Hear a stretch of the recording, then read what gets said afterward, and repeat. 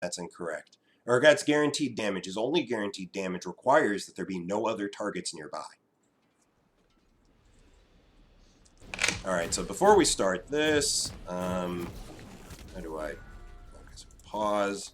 That's not what I meant. No. There we go. Alright, so we'll do that in a second. Let's see. Scoreboard. I'll turn off time controls in a bit. So, first things first, we're shoutcasting this game. Before we start, let's have a comparison of the two teams and get an idea of what we can expect from this game. So top lane is Gangplank versus Aurelia. I can basically expect that the Gangplank will control this lane until the Aurelia gets enough levels and or items to be able to just all in and kill him at will. I'm guessing that'll happen around level 6. Like pre-level 6, the Gangplank should just basically be tormenting the Aurelia. But post 6, the Aurelia should basically have serious kill pressure on the Gangplank if the Gangplank steps out of line or makes a mistake. The good news for the Gangplank is that the Aurelia's 1 CC, he can orange it away. So, yuck. Graves versus Hecarim. Now, both of these champions can power farm pretty well. I feel like Graves is better at it. I think Graves is has both a faster clear and a healthier clear than Hecarim. But that doesn't mean that Hecarim can't clear quickly. Hecarim is also a pretty fast jungler. He's just not one of the top 5 fastest. Right now he's not in the meta because his clear speed is just a little too slow. Compared to other more meta champions like Rumble and Udyr, who clear their jungles extremely fast. But the big difference between these two champions is that Hecarim has amazing team fight potential, and Graves is just basically a really tanky short-range AD carry. Which is always good.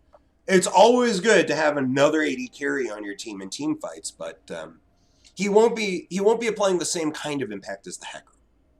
And given his team comp, that could be a bit of an issue because they don't really have a front line. They in fact have no front line at all. Their front line is basically Sylas and Graves, and neither of these champions are particularly tanky, so it's a real issue for their team. While on this side, they have a decent front line. They have the Hecarim, who can initiate from long range and uninterruptedly. And they've got the Nautilus that can do the same thing. This is a really well-designed team comp, so just looking at the team comps, I'd say this team has a huge advantage. The mid lane, Ryze versus Sylas. Basically, the Ryze should be abusing the Sylas until the Sylas gets enough levels to potentially all in and threaten the Ryze. I do find it interesting, though, that the Ryze opted for Conqueror instead of Phase Rush. Conqueror is really good on Ryze because he's one of the few mages that's he's a shotgun mage, as it were, where he can or machine gun mage, where he can basically unload spell after spell and build up the Conqueror stacks despite the higher limit and only single charge per ability /auto for a ranged champ. So he can actually take advantage of Conqueror. And once he does fully stack it, he's ridiculous because of that healing and extra AP he gets. It's nuts. At the same time, the Sylas, he's a champion that really just needs to hit his big power spikes, and then even bad matchups he can turn around and murder. The Ryze included, and without Phase Rush, this Ryze is going to struggle, I'd say. And then as far as bot lanes go, Ziggs Karma is very, very safe and very, very annoying. Both these champions have fantastic long-range poke. And a lot of disengage tools as well. It makes them very difficult to deal with. And I think like it's going to be basically impossible for the Kai'Sa and Nautilus to stop the Ziggs from farming. At the same time, because of the Nautilus's melee status, I feel like this lane's going to struggle. I feel like the Kai'Sa is going to find herself in positions and times where she's not going to be able to farm effectively without taking a lot of poke. Honestly, I don't know, though, because I don't play enough bot lane, and when I do play bot lane, I play Zac, which kind of limits my knowledge on the subject. But let's have a look at how this game goes. I mean, honestly, if I didn't know who wins this game, and I kind of do, if I didn't know who's winning this game, I would say that this team. Red side is likely winning this one because of their team comp. It is a really well-balanced team comp. While on the opposite side, I think they're depending a little bit too much on snowballing. Which can happen. I mean, this is Masters level game. Master/Challenger, so you expect that the players here are good enough that just looking at the comps won't be decisive. Wait, the Nautilus dropped a ward and then... Really? Weird. I didn't mean you, Audrey.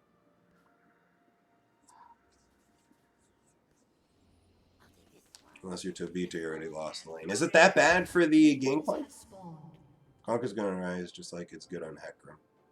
I think it's much better on Hecarim than on Rise, but Rise can take advantage of it, so it's not bad. Finally agree with you for once.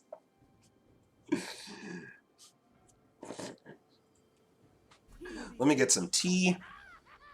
So the Graves is starting bot side and the Hecarim is starting top side. That's, it means that it looks like they're splitting the map in essence. Oh my god, did I not? Well, now I've got tea-flavored coffee, or coffee-flavored tea. Oops. Ugh. Ah! What have I done? Actually, that's your tea flavor that's the problem. You did that heavy tea. Hmm. Oh. The Karma is going aggro. Oh, good flashes. Good flashes all around. But yeah, like, I'm actually surprised to see the Nautilus going so aggro at this point. You'd think he'd want to hit 2 first. But the Karma put herself pretty far out of position there. Oh my. Yeah, right now, this is exactly what I predicted from the Gangplank Aurelia lane. Wow, the Nautilus actually went. Oh my god. That was a max range hook from the Nautilus. Very well done. That is some seriously good knowledge. But yeah, look at the situation topside. The Gangplank gets the first blood. This is what I had actually predicted. The Gangplank is just basically going to shit on the Aurelia early on when the Aurelia can't really do anything to stop him from just Q-poking. And that's exactly what happened. The Gangplank pushed her under tower and then fucking dived her. That's insane. This is Gangplank, dude. This is a fucked up champ. I hate laning against Gangplank, and I'm pretty sure this Aurelia is cursing her life for being in this situation.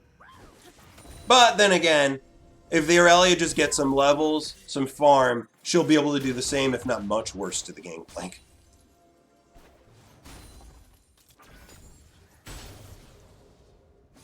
Tobias Fight's the only GP player that thinks, unironically, that Aurelia is a winnable lane. Well, this Gangplank apparently thinks it too.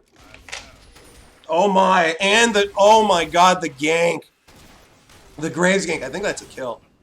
Yeah, the red buff, that'll do it. Oh, brutal. Putting the Aurelia behind like this is an absolutely necessary thing to do because, like I said, the Aurelia has all the tools that you want in a champion to be able to counter. Oh, they don't have enough health to make this work. This is a crazy dive. This is a crazy dive. And they're getting one. Yeah, this was an awful dive. This was an absolutely awful dive. They didn't have the health or the damage to go for it. What on earth was that? I'm sorry. That was a really bad call. I'm guessing they were looking at the situation and saying, okay, the Graves is top side. We can dive. But Silas just TP'd in. And again, the issue here was that the Kai'Sa and the Nautilus had taken damage before the fight began. Which, how can you really avoid it against a Ziggs Karn? They can poke you from so far away.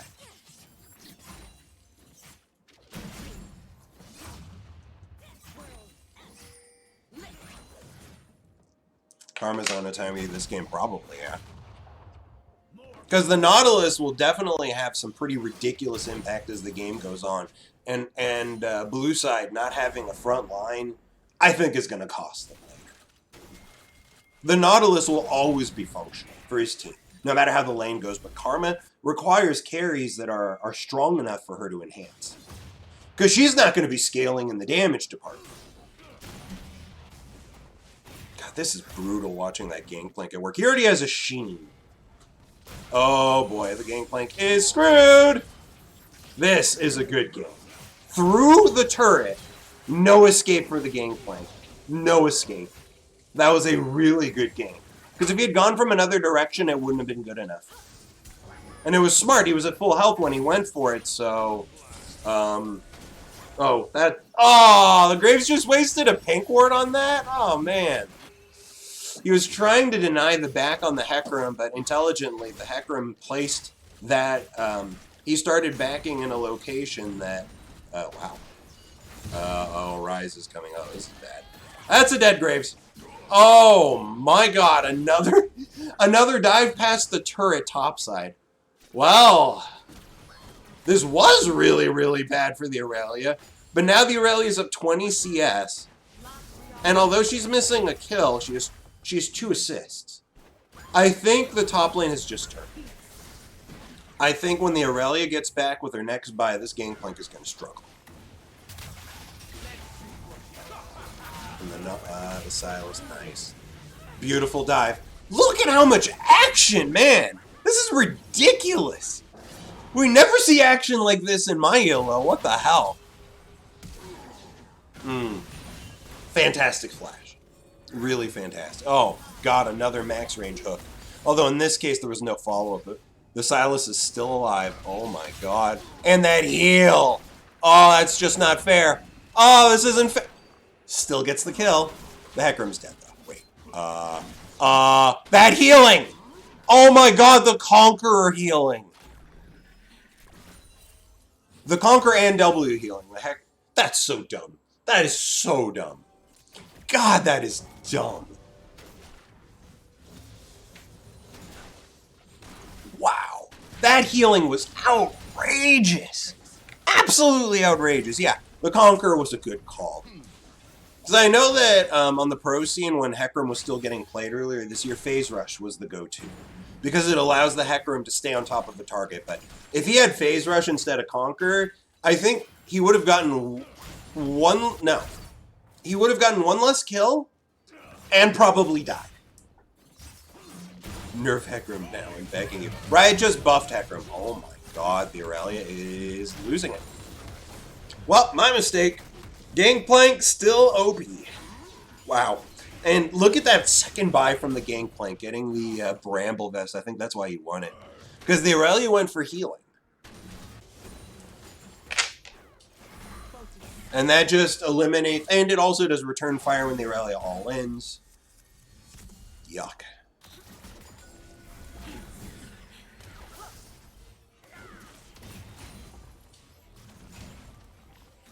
Gangplank's just dead early on by default, but it's an auto-lose lane. We'll see. I believe you, man. I do. And that's the thing. Like, at this ELO, you expect that the players would basically be the best of their kind. So if this Aurelia really is, like, one of the best Aurelias in NA, then I imagine if this truly is an auto-lose lane, she'll turn it at some point. Like, right now, the good news for the Aurelia is that she's keeping up in experience. They're both level 7, and despite the fact that the Gangplank just 1v1'd her post-6, after she got a massive CS advantage and several deep ganks from her allies, she still lost that 1v1. So, and she landed everything, as far as I can tell. Her ult landed. And she still lost that 1v1. That's not good. And the Ziggs is 3-0. Oh my God. Look at the Gangplank holding that minion back, but he'll lose it anyways.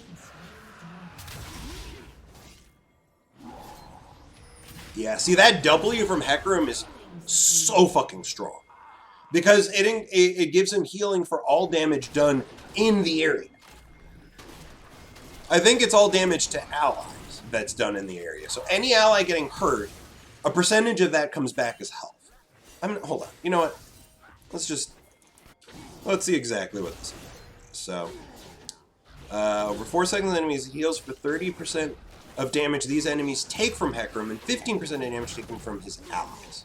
So, he heals from damage allies take, and he heals for 30% of the damage enemies within Hecarim's area taking damage. It's not damage he does, just damage.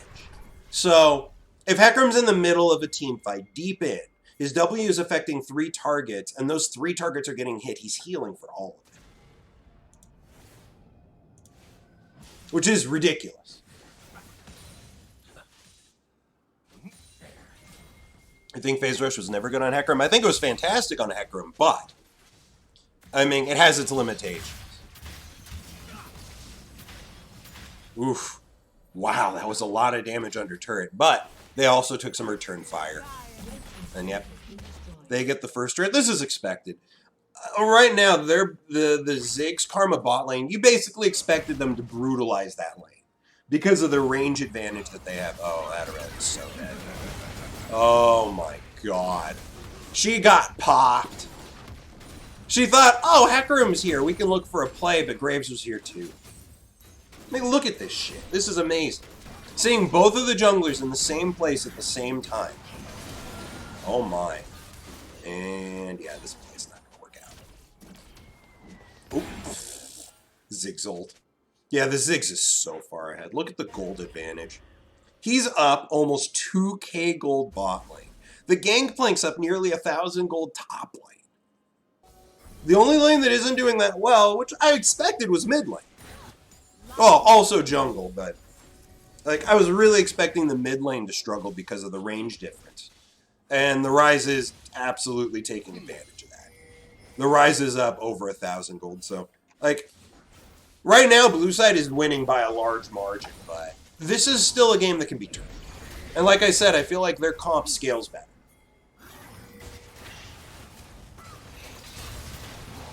Oh boy. And nobody can deal with the Hecarim. He is not gonna die. Yeah, the healing from the W and Conquer is so ridiculous. So ridiculous. Best Hecarim player ever. Well, he's got 4.5 million mastery points on Hecarim. Maybe. I'm not going to judge. I have not seen enough Hecarim players to know who the best is.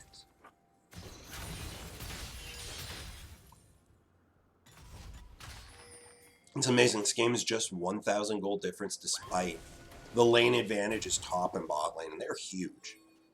Because remember, bot lane got all 5 plates. So did mid lane. Mid lane, the Rise managed to get all 5 plates and give none in return. Right now, the Gangplank's the only lane that has an advantage that isn't matched. Wait, what just happened? They just ulted away. So funny part is they still both got an assist. Wow. They cut off the Ziggs the Ziggs natural retreat avenue, and the Hecarim showed up from the other side. Oops. What do you get on your burger? A sunny side up egg and cheese. That's what you get on your burger. And bacon. Make it a breakfast burger. Mm. And garlic aioli. And yep, look at that combo. Oh, Gangplank is so dead, but he got a kill. In the 1v3 dive, he still manages to pull a kill out of his ass. Ridiculous. I'm kind of curious, how much healing... Oh, I can't actually see that. I can't actually see how much healing Conqueror has given the Hecarim. Is there any way? Oh, no way to do that. Whoops.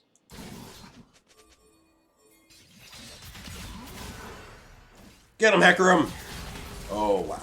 He still goes in, still gets the kill, and is looking for more. Oh my god, look at that damage and healing. Oh, the Ziggs flashed and failed, and the Gangplank not good enough. Oh, man, that is... The Gangplank ult was just a smidge too late. If he fired that off just a little bit earlier, that would have caught the Hecarim and killed him. But unfortunately, Triumph kicked in before the Gangplank ultimate could connect. At which point, doesn't do anything. Wow, this Hecarim is really fed. Oops, what did I do? What the hell did I do? There we go. This is ridiculous. Right now, it's looking like a Hecarim carry game. 5-1-3. The Ziggs is really fed and strong. The Gangplank is really fed and strong.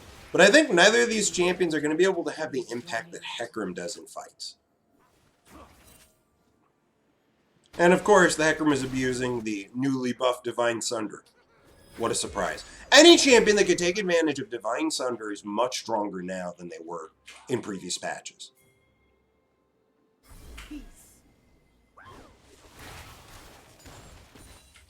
Hecarim is overpowered. What the fuck? I mean, this is considered fair by any estimations. Yeah, but one thing you'll notice is the Hecarim is getting a lot of kills and assists, but compare to the Graves farming, Graves is power farming better than the Hecarim. And this is true with almost any champion that you see getting picked on the pros.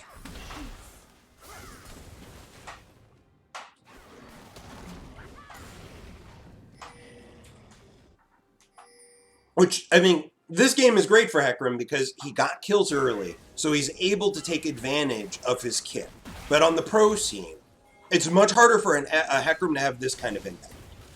And if the Hecarim can't farm as fast as the enemy jungler, then you're just going to fall behind.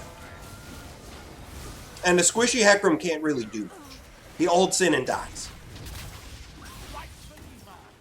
This Hecarim is not going to be squishy, because he's got kills to his name and a lot of gold. And now, wow, red side's up nearly 3k gold. This game took a massive shift. What the hell happened?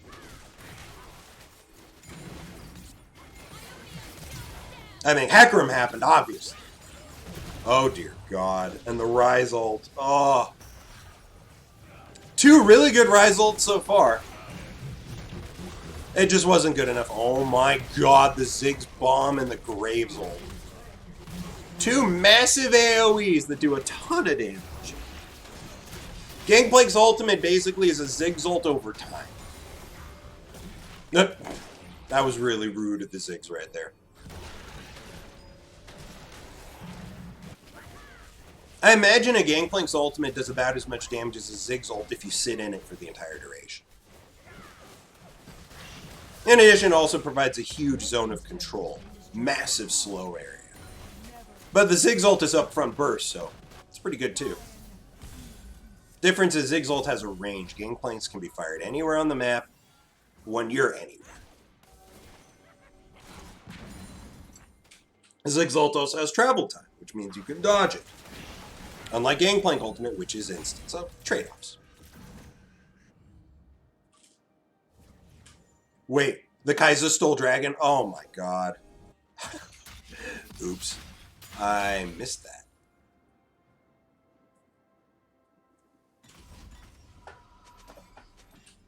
$2% HP adds up. Yes, it does. Yes, it does.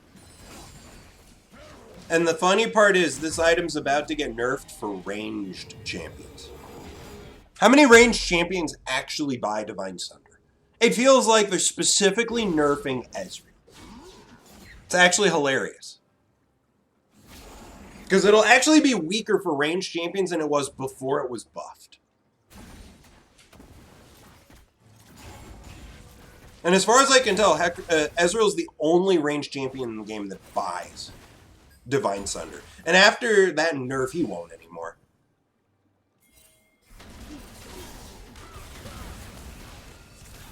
God, they did a lot of damage to the Hecarim, but he just heals it back.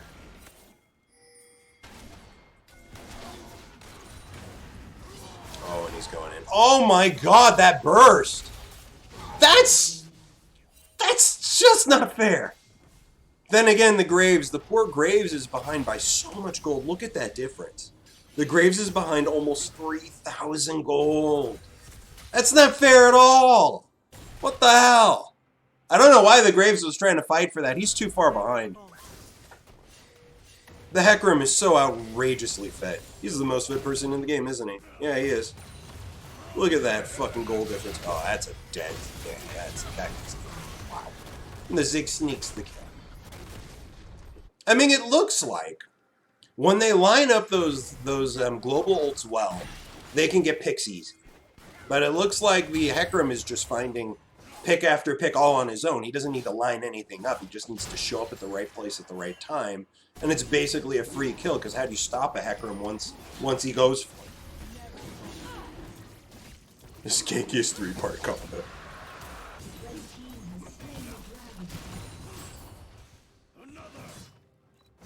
Gnar. That's right! Gnar is now buying that item too. But keep in mind, that only limits him when he's mini Gnar. Mega Gnar would get the full value of the item. Granted, Meganar really isn't a champion that's designed to take advantage of that item, so. Trade-offs, I guess. Thing is, Nar already has plenty of good choices of Mythic, so I don't think he's going to notice that if it indeed becomes too weak for him to use. Look at the Hecarim use it. Look, he's not even taking damage. He's not taking any damage. This is ridiculous. This is just ridiculous. He's doing 2 camps at once. His W stopped running, so he's not getting healing from his W. And even then he takes no damage doing 2 camps at the same time. Yikes. Oh, big fight incoming.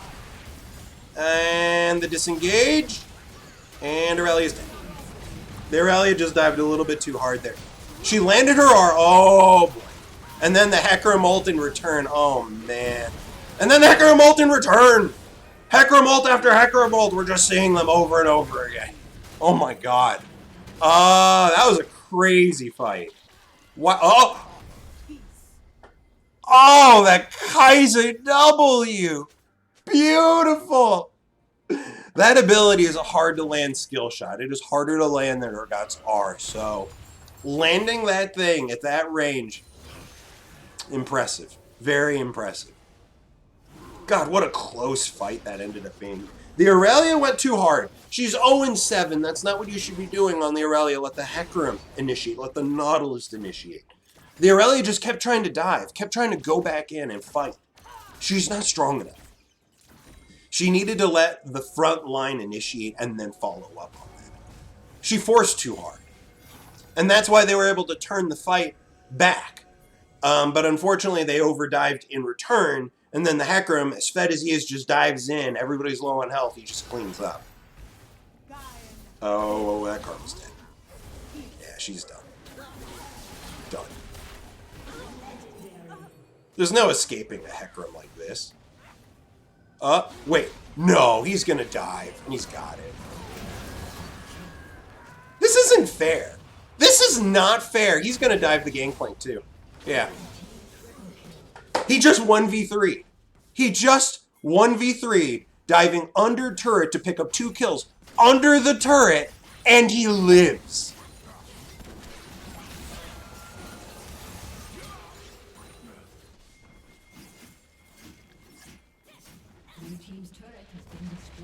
I'm sorry, this isn't fair. This is really wrong. Why? Dude, 11-1-3, he's solo carrying the game. Wow. He is literally solo carrying this. This is my experience in like 90% of games. Oh, we got the better jungler. Look at him go. Or, oh, they got the better jungler. Shit, I guess we lose. What the fuck is this? The Rise, the Kaiser. There's nobody on his team that's doing even remotely as well as he is. The Rise is doing well. The Rise is 100 CS up against his lane opponent. The Rise is 4K gold up. But he's still... Oh, what the... He's negative 60 gold. Somebody likes to... oh, God, what is that? What is that rune called? Futures market. He actually uses the futures market. What an interesting choice. Very interesting choice. I'm actually surprised to see that. Futures market is something that costs you gold over time. It allows you to potentially get an item or an upgrade that you otherwise wouldn't be able to afford. But it costs you gold over time when you do that. So I find it surprising to take, but I guess any advantage is worth it, even if it costs you gold later on. Audrey's planning our flight. We're doing a vacation to Japan next year, so she's planning that right now. I don't know why you care or ask, but there you go. Want a new Discord pic? Can I please flick off the camera? I don't know what that means. Oh. You mean you want me to give a middle finger to the camera? You're gonna have to wait until I'm in a game and I'm angry. Which will happen. You just need to wait. It's going to happen.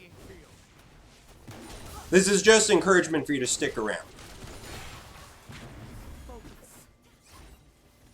What a coincidence you're in Japan.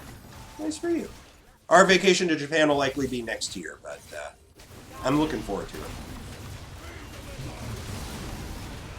Please think about Alawi and middle finger the camera. I don't know. If I think about Alawi, I'm more likely to vomit. What, Jax? You want to give a middle finger? Hold on. My cat wants to give you the middle finger. There you go. Give him the middle finger. It's not a middle finger. What are you doing? I don't know. I can't convince him. There. There's his middle finger. I don't know if you can see it. Get out of here. Go. Shoot. Get. Go. Get. That's what you get for begging for food when it's not treat time. So yeah, this game looks thoroughly over. It's a 9k gold lead. The Hecarim is a monster.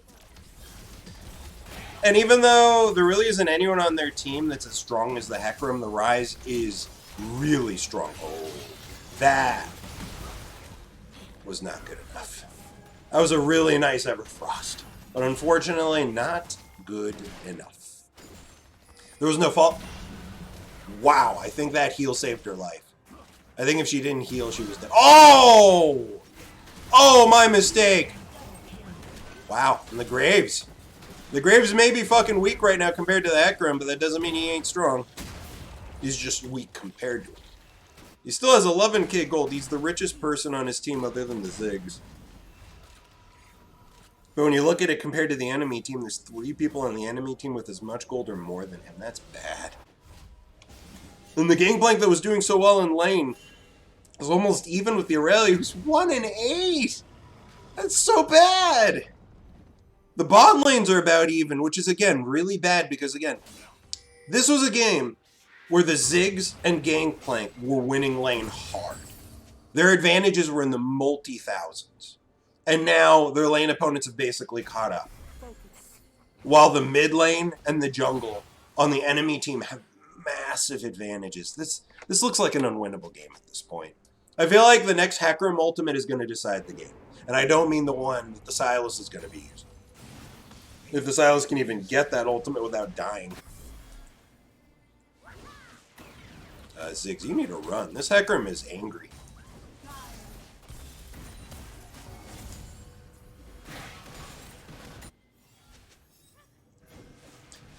I'm in utter fucking disbelief how a character with AoE clear, AoE heal, huge movement speed steroid, huge ultimate range, a 2-second fear, and literally turns movement speed and attack damage has not been deleted from the game entirely, and every writer responsible for barring him from deletion promptly blacklisted from the video game industry. I mean, to be fair, I agree with you. I think that Hecarim is a ridiculous champion with a ridiculous kit. They could easily remove one of those functions from his kit and he'd still function as a champion. Oh my god, there he goes. His ult whiffed. It didn't hit a single target. And yet, he's not going to die. He literally ulted into the back line with no follow-up from his team and did not die. Why did Aurelia just teleport? I mean, she's going to push the mid lane, and the Ryze and Nautilus ulted out so they could push the top lane. But I feel like the Aurelia just wasted her teleport. Worse than wasted, she's dead. That was really dumb. That was really dumb. Wow. The Ziggs ult denied by the stopwatch. I have a feeling the Kaiser would have died there if not for the stopwatch. She didn't have flash. She didn't have heal. I'm pretty sure the Ziggs ultimate would have done enough damage. Because the Ziggs is strong. He's huge.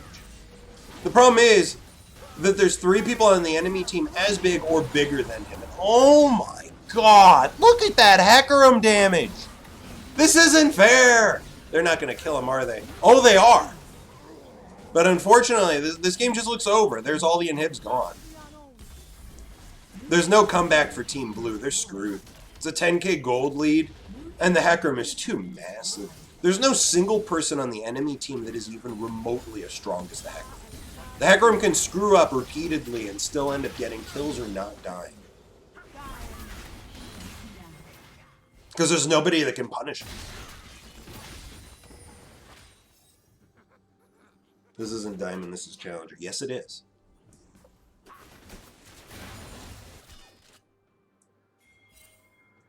Hecarim has a 44% win rate in Masters Plus. That's not surprising. Because Hecarim, again, doesn't power farm as well as most junglers right now, which means that if you fail to make successful games, you're just going to fall behind. In this case, he got very, very successful games. And took advantage of his mid-game power to get so much done. Oh. Oh, she's gone. This Aurelia is 1-10. I'd say if there was any chance for the red team to lose, it'd be because of the Aurelia. But the Aurelia, despite being 1-10, is still within striking distance gold-wide of the Gangplank, who's 4-6, and has the same amount of farm, which is crazy. It just shows the advantage that the red team has. It's 9 towers to 2. Oh, he's just dead. He needed to ult out and go for the blasting cone. He could have. He had the Hecarim ult. He could have ulted over the wall to the cone, hopped over with the cone, and potentially survived. Thing is, I don't think it makes any difference. 3 inhibs are down. They just walk it in. This game's over. Even if the Hecarim survived, excuse me, even if the Sylas survived, the game's over. 32 minutes. The early game in this game was fantastic. There was so much action, and both teams had advantages. But I don't know, man. Shit just slipped in the mid game, where the Hecarim just took advantage of those massive leads he had. Crazy.